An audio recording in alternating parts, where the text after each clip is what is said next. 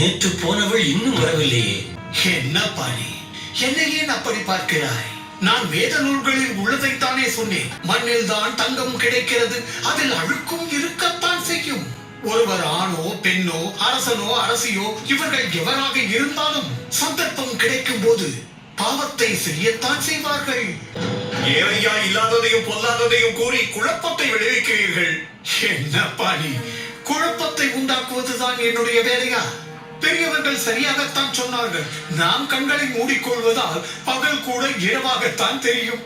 பார்வையை விட்டு விலகிவிட்டால் அவர்கள் எப்படி, அவர்கள் குணம் என்னவென்று எவரால் தெரிந்து கொள்ள இயலும்? உனக்கு புரியும்படி சொல்கிறேன். நம்முடைய மகாராணியாக இருக்கிறார்களே, அதாவது ராவணனின் இலங்கையில் இருந்து வந்தவர்கள், அவர்களை குறை சொல்வதாக நினைக்காதீர்கள். இந்த சலவை தொழிலாளிக்கும் எனக்கும் என்ன பகை இருக்க போகிறது? நான் சொல்வது ஒன்றுதான். சமுதாயத்தை சுத்தமாக வைத்துக் கொள்ளும் வேலையை சமுதாயம் தானே செய்ய வேண்டும். இல்லை என்றால் என்னவாகும்? யாருடைய வீட்டில் யாருடைய குழந்தை வளருகிறது என்று யாருக்கு தெரியும்? உங்களுடைய மகாராணியார் எத்தனையோ நாட்களாக அடுத்தவன் நாட்டில் தங்கி உள்ளார். அவர்களை புனிதமானவர்கள் என்று எல்லோரும் கொண்டாடுகிறார்கள். பாவம், இந்த சலவை தொழிலாளியின் மனைவியை களங்கமானவள் என்று சொல்ல முடியுமா? அவர்கள் ஒரே ஒரு இரவு தானே வெளியில் தங்கினார். நான் 1000 ராவணன், என் 1000 வாயை கொண்டு உன்னுடைய மந்திரிகள் மற்றும் அதிகாரிகளுக்கு பேராசையை விதித்து விடுவேன். குழப்பத்தையும் அதோடு அவ நம்பிக்கையையும் உருவாக்குவேன்.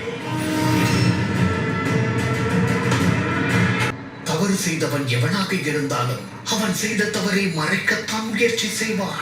என்ன இருந்தாலும் வார்த்தைகளை கொண்டு நம்பிக்கையின் பெருசுகளை அடைக்க முடியுமா? ஐயோ, கை தவறிவிட்டது. மண்ணால் செய்தவை ஆயிற்றே. கையிலிருந்து தவறியதும் உடைந்து விட்டது.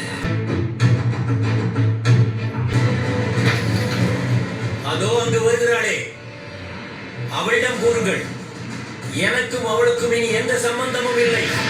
முழுவதும் எங்கிருந்தாலோ வாழ்க்கை முழுவதும் அங்கேயே இருக்கட்டும். என்னை மன்னித்து விடுங்கள். நேற்று நிலைமை வேறு விதமாக இருந்தது. ஆற்றில் வெள்ளம் வந்ததால் நான் அங்கேயே தங்கும்படி ஆகிவிட்டது. மழையும் நிற்கவில்லை. அதோடு நிறுத்து. என்னை முட்டாள் என்று நினைத்துக் கொள்ளாதே. கரை மனிதனிடம் இருந்தாலும் உடையில் இருந்தாலும் அதை கண்டுபிடிக்கும் திறமை கொண்டவன். என்னையா சந்தேகிக்கிறீர்கள்? உங்கள் மனைவியின் மீது உங்களுக்கு சந்தேகம் வந்துவிட்டதா? என்னை அந்த ராமன் என்று நினைத்தாயா? களங்கத்தோடு வந்த மனைவியை ஏற்றுக்கொள்ளும் செயலை அவர் வேண்டுமானால் செய்யலாம். ஆனால் என்னால் அவரை போல் இருக்க முடியாது. நேற்றைய இரவை எங்கு கழித்தாயோ, இனி நீ அங்கேயே போயிருந்து விடு. செல். நெஞ்சில் கொழுந்து விட்டு எரிய ஆரம்பித்து விட்டது. குருதேவா, நீங்கள் சீதையிடம் வந்துள்ள பிரச்சனையை பண்பால் தான் தீர்க்க முடியும் என்றீர்களா? கல்வி ஒன்றுதான் இதற்கு தீர்வாக இருக்கும். அதை எதிர்த்து போராடும் பண்பாட்டை நாட்டு மக்களுக்கு எவ்வாறு தருவது? அதுதான் புரியாத புதிர். அதன் வழிதான் தெரியவில்லை. அப்படி என்றால் இதை எதிர்கொள்ள வேறு என்னதான் வழி உள்ளது? இறைவனிடம் விட்டுவிடுவோம்.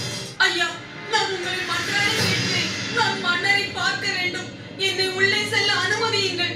அரசே, இந்த அபலையின் குரல் கேட்கிறதா? அந்த பெண்ணை முழு மரியாதையோடு அரசவைக்கு அழைத்து வாருங்கள்.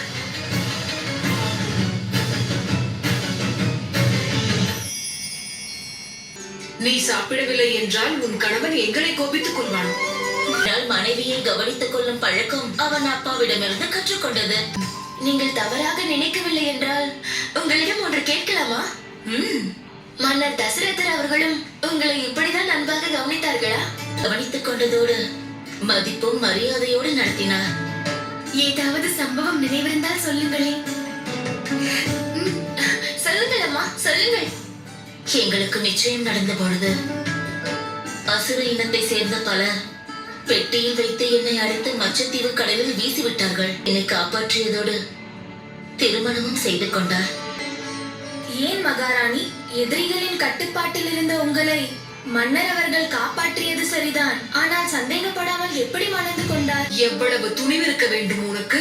எங்கள் அக்காவை பார்த்து இதுவரை யாரும் கேட்காத கேள்வியை கேட்டுவிட்டாய். அயோத்தியில் உள்ள ஆண் பிள்ளைகள் சந்தேகம் கொள்ள மாட்டார்கள். இனி இது போன்ற தேவையற்ற கேள்விகளை நீ கேட்க கூடாது.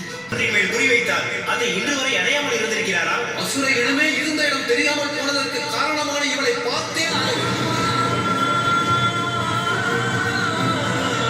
நான் துணிகளை கொடுக்க நதியின் அக்கறைக்கு போயிருந்தேன். திரும்பி வர எனக்கு படகு கிடைக்கவில்லை. அன்று மாலையில் அதிக மழையும் புயலுமாக இருந்தது. என் மீது சந்தேகம் கொண்ட என் கணவர் என்னை ஒதுக்கி வைத்து விட்டார். அவருடைய வார்த்தைகளை கேட்டு நான் இன்னும் உயிரோடு இருக்கிறேனே. நதியில் விழுந்து என் உயிரை நான் மாய்த்துக் கொண்டிருக்க வேண்டும். இரவு முழுவதும் நான் படகுக்காகத்தான் காத்துக் கொண்டு இருந்தேன் என்று எப்படி நிரூபிப்பேன்?